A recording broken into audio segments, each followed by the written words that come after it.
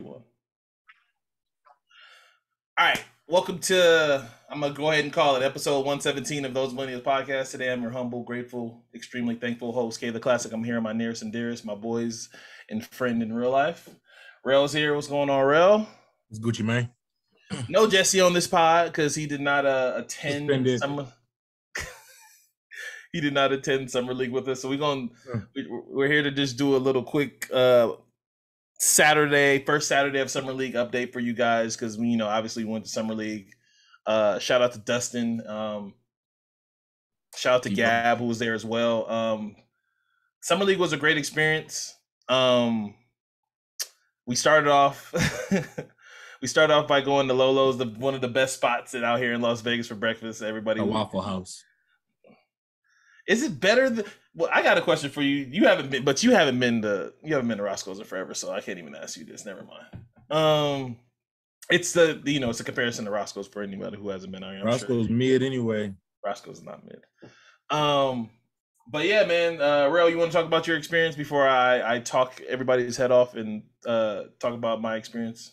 I just thought it was super dope. We were able to, the fact that they told us where the personnel was going to sit, we got the very next row next to the personnel.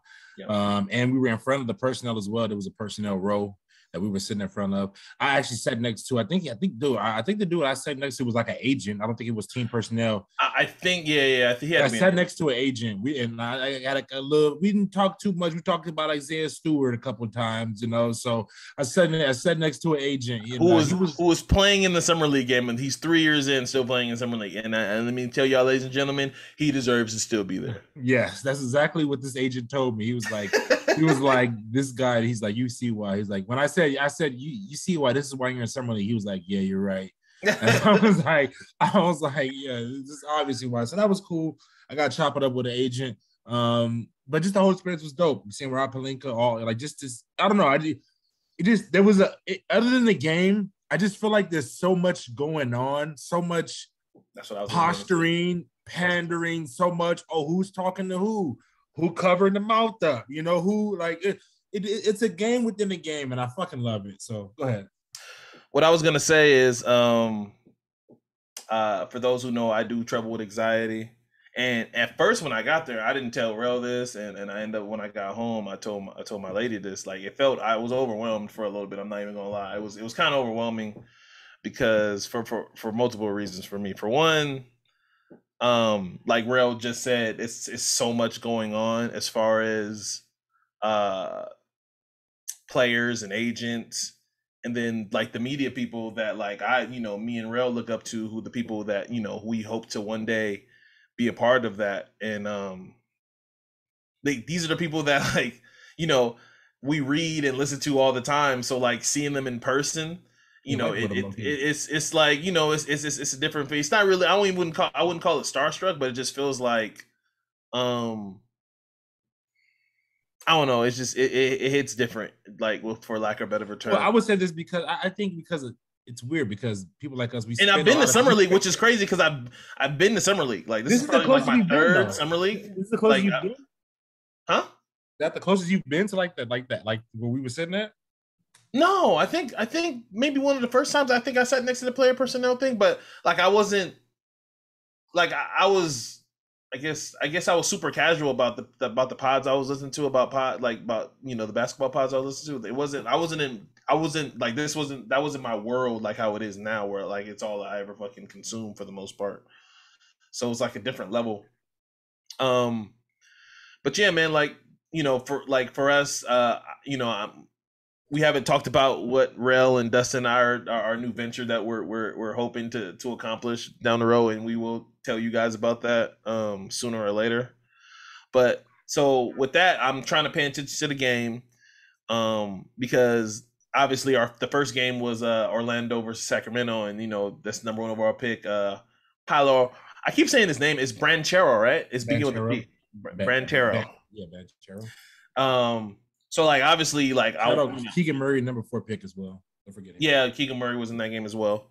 But like for me, like I'm trying to pay attention to see what the hubbub was. Like I'm not only like the first thing you see is just like his size. Like he's huge. He's a He's huge, gonna every get. bit of 6'10". I would say this: if he gets 2 years in the leap his body can take, if it's Yeah. anything like the Giannis leap, Yeah. he's going to be trouble in this lane. Like the drop step, he did 2 drop steps that just blew me away.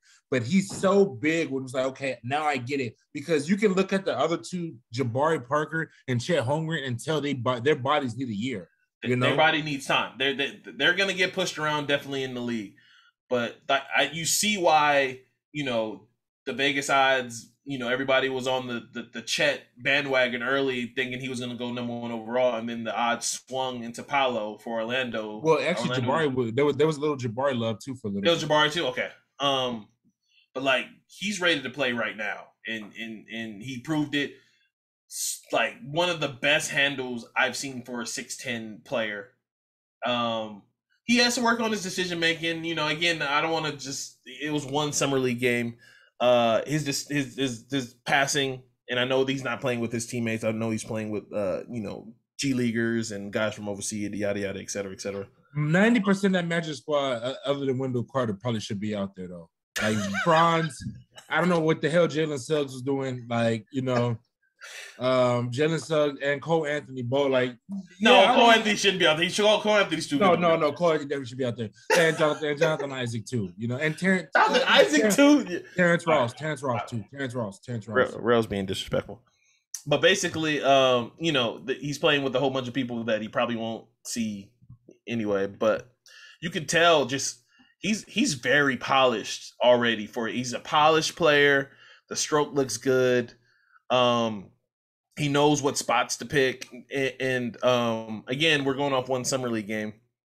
2 for him. And I know, and I'm skipping ahead a little bit. The only thing I see with Chet, and Chet was the 3rd game for us. He doesn't look for the ball, which again, this could be a good or bad thing. I know he's playing. He's playing with Josh Giddey now. I know they're trying to probably work on their chemistry, so when they enter the regular season, they can already be locked in step with that. But Chet, I feel like he needs to ask for the ball more, especially against the guys that he was being guarded by. This, again, he's a stick man, but he's every bit of 7'3", whatever he is. But how I ultimately, when I first started looking at these players, like when I ultimately I evaluate them is what, like, based off what you do, poor and bad, when you hit your apex in your career, what can you possibly be? You know what I'm saying? Like, yeah. And that's like, what I was trying to evaluate and look when I was looking. Yeah. Like when all your, like, in what was that show when our powers combined, Captain Planet? When our powers combine. So when all your powers combine to the apex form, what can you possibly be? And I just think Chet Holmgren, half of it is just we don't know because of his body, because he's going to get pushed around too much. But I will say this, he can last on the court. He can have an 8-year NBA career as a bust. And I would say that. And I feel like that's, so. Tashim, how many teams tried on Tashim to beat? Chris Kaman. No, Chris Kaman had an all-star season, if I remember off the top of my head. He laid on Laker bench one time. Chris Kaman made an all-star team. What are we talking about? But what? I just think that even if he, what I'm saying, I think the one with the biggest bust potential actually is just Jabari, because he's so jump shot airy. He was the only one that looked like a fish out of water to me. Yeah, out of the top 4, he looked a little fish out of the water for me. Where it took him, like, again, we're going off one summer league game, the one summer league performance. He didn't really have an impact. He was asking for the ball, so he definitely knew that, like, they should be feeding him, but he didn't really have an impact to me until, like, maybe the 3rd quarter. If you're a shooter with the high release and your best shots come off of catch and shoot, and you want the ball a lot as an option, like, I don't know, like he was able to create shots at Auburn, but he had terrible guards.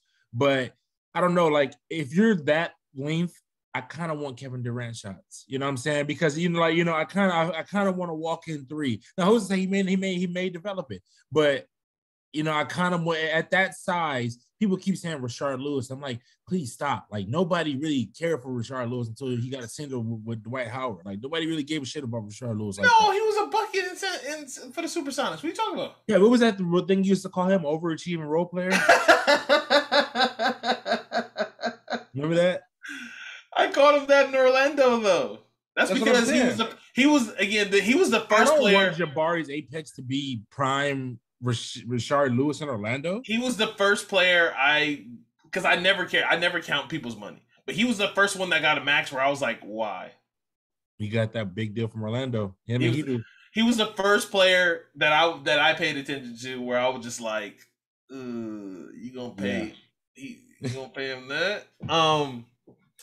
But yeah, so the first game between Orlando and Sacramento was actually pretty entertaining. The game should have been over like fucking 9 times. It went into sudden death, double overtime. Where I don't think the NBA should have implemented. Maybe they should in the play, not in the play. What's the in the playing games where they have a sudden death? No. So only for this shit in G overtimes. Yeah, so they had sudden death because so they went into one overtime, and the second overtime they basically went to sudden death. I put the ending. The ending is on our reels. How the game ended. Paolo brought up the ball up the court. He looked like he wanted to go 1-on-1, but then like the defense clapped perfectly, touched the ball, and he was strong enough to hold on to the ball and kick it to Dreadman. I don't know his name. The dude under the basket, and he scored. He looked like he wanted to take the shot, which I was, that's why I started recording, because I was like, oh, this is going to be nice if he can get a nice little game winner right now. But I like the decision making he made. I think he'll be 19-5. He didn't force it. He definitely, like 6'10". I wouldn't necessarily, I mean, I know they got a lot of smaller guards and people that can bring the ball up, but definitely Orlando's going to be a team to watch, obviously. Please let him initiate the offense. If he initiates, because what I was paying attention to, Shurel, like he's comfortable as the initiator in pick and roll and as the screener in the pick and roll. Mm-hmm. And like both looked fine. Both looked really good. And again, I know it's summer league, but like both look really good where if he's 6'10" and he can initiate the pick and roll like that, we gonna see. And Orlando's a team that nobody's talking about as far as money. I think they only have 2 guaranteed contracts on their books. And it's Paolo and it's somebody else I can't remember. No. What, this offseason? Huh? This offseason? Yeah, next offseason. Well, don't they had no way. They just signed Wendell to extension. They have Jonathan Isaac. Yeah. And Franz. I mean, they don't have big money. They don't have any big money. Like guarantees. Terrence Ross is coming off their books. Yeah. I'm sure Terrence Ross probably won't end their season on the Magic. He'll probably get traded for a first round pick. But yeah, so back to basically summer league. So a lot of this is like the Super Bowl of media. For the last couple times, obviously due to COVID, they haven't had the opportunity for summer league for people to come out and embrace each other. We saw a lot of media members that we watch and pay attention to. Rail fangirl when he saw Rob Pelinka and Rob he trusts. Yeah. And Rob was like, again, I didn't say nothing to him great guy. He's definitely he was very intent. He was very engaged with the fans. Like some random guys would just say, "Hey, Rob," and he literally stopped and talked to him and chopped it up with him. I was about to go over there and do the hand cover. More Rob, 2 picks. Get re. Obviously we saw Woj. Nobody cares. We saw Son Marks. Yeah. We got the picture where all 4 of them are standing together, where the supposed trade for Kevin Durant to go to the Raptors. Kevin, here and this is my ultimate, and I'm glad you brought that up just now. Here is my biggest issue with this whole fucking weekend, and I'm glad that we hit the apex of this episode. I told you first. I said, Kev, look at. I told you were looking at it. I said, Kev, tweet that out, aggregate that. You did. It's aggregated on every site. It's literally. I said, Kevin. I said, look at Sean Marks is about to talk to I can't think of the Raptors GM. Masai Ujiri. I apologize. Masai Ujiri, Rob Pelinka, and Woj. I said, Kev, aggregate it. He didn't aggregate it. I'm just gonna say for all we seen it first. I said they're about to go talk right now, and they stood there and they talk. And we should have put it out, but it was aggregated all over the internet. And when I said, "Do you been here?" Here's my ultimate next question: do you actually believe that anything was ever exchanged? I think so, because at one point, and yes, we were staring at these men basically the entire time they were standing there. At one point, some players got in the mix with them, and Woj and Masai and Sean Marks went into the tunnel to like get away. I don't know if they got alerts from people on the internet telling them that that it looks funny that all you guys are in trade talks, and then you guys are chopping it up like standing next to the tunnel wall, like you guys have been there for like almost 30 minutes. Masai and Woj definitely talked for like over an hour standing next to each other. Like they were talking for the longest. And then Sean Marks entered the friend, then Rob Pelinka showed up a little later. But speculation. And then, made things a little more weird. Kyrie walked in. When Kyrie walked in and sat next to the Clipper, right, which I don't know what the hell that was about. Sat next to Ballmer and Jerry West. Did that make you feel away because he sat next to the Clipper man? Yeah, I'm kind of sensitive right now. I don't know. We Darvin Ham every other interview scares me. Why does he scare you every other interview? Because he talks like Russell Westbrook's gonna come back. Bro, I got news for you. All right, so yeah, we enjoyed our first Saturday for the summer league. We don't want to take any big takeaways from what we saw. So before we get out of here, because this is just going to be a quickie one, Ray, Drew, tell me you saw what the Ray Allen post that happened on the internet today with some kids walked up to Ray Allen. And he was one kid was explaining to him, telling him that LeBron is the GOAT, and Ray was telling him why LeBron wasn't the GOAT. I hate this conversation. I do too. I'm sure Ray Allen had more. I'm sure more was exchanged, but basically what was in the video, I can only talk about what happened in the video. All he said was, "Is LeBron a great free throw shooter?" And the guy said no. "Is LeBron a great 3-point shooter?" Free throw shooter. And the guy said no. A 3-point shooter. He said no. He said, "Does he have a great handle?" The guy said no. And then he said, "How is he the GOAT if he can't do all those things?" Well, Mr. Raymond Allen. Don't challenge Jesus. Mr. Showsworth. If you're getting at, again, I don't want to make do I really want to do this MJ LeBron thing right now? Honestly, before you go, I would just say this. We used to do this argument all the time, but now, and I used to always try to bait you into it, but now I get it. And now it annoys the dog shit out of me as the older I've gotten. I've learned to appreciate the greatness of all these players. It actually just annoys me every time I hear this conversation. I don't like it anymore. Let me say it. They're both GOATs. Mm-hmm. They're both GOATs. Mm-hmm. But based off what Ray Allen said, he needs to kick rocks. If that's his reasoning why LBJ is not the GOAT, he needs to kick rocks. And he needs to, again, I'm just going off the video. I'm sure probably a lot more was said. Hopefully. Ray's a smart guy. But that reasonings alone that he dropped was not significant, and it was just like he gave him a fanboy response. I don't really think he was. Yeah, it was just like he gave him just the typical barbershop response. Ray know what's up. I mean, even in like Ray may the way he was saying it was just to be a contrarian. Like I don't know, but even then, there's like if you just named out those three things, yeah. There's kind of just nitpicky, but it wasn't really I would say like a profound argument he was trying to give to me. Yeah, it wasn't profound, but like and the internet tore him up off of that anyway, so it's cool. Ray, you're a legend. We love you. One of the greatest 2-3 shooters of all time. Top 3 basketball movie ever. Top, yeah, absolutely. Ray, you have anything else to say before we get out of here? Oh, we're going to Summer League. We're going to next Saturday Summer League as well. We'll be there. So if you want to come out, check us out, say hi. The playoffs will start by then, right, Ray? Yeah, it'll be the last round. I think teams are gonna care because they get rings. I don't know why. They're giving out summer league rings.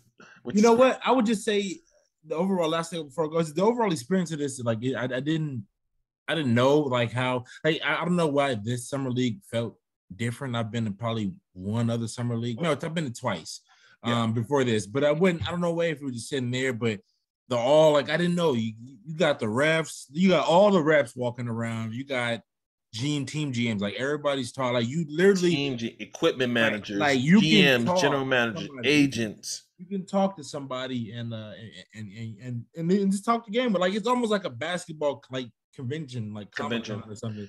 Like and what's crazy now is that like to have all the stars involved, which I mean I don't know why, like you know I get it, like it's team, you know, quote unquote team pride or whatever, but it's more so just like a like Gucci roll, like you know, it's just like they're just who knows LeBron showing up and Dame showing up and Kyrie showing up.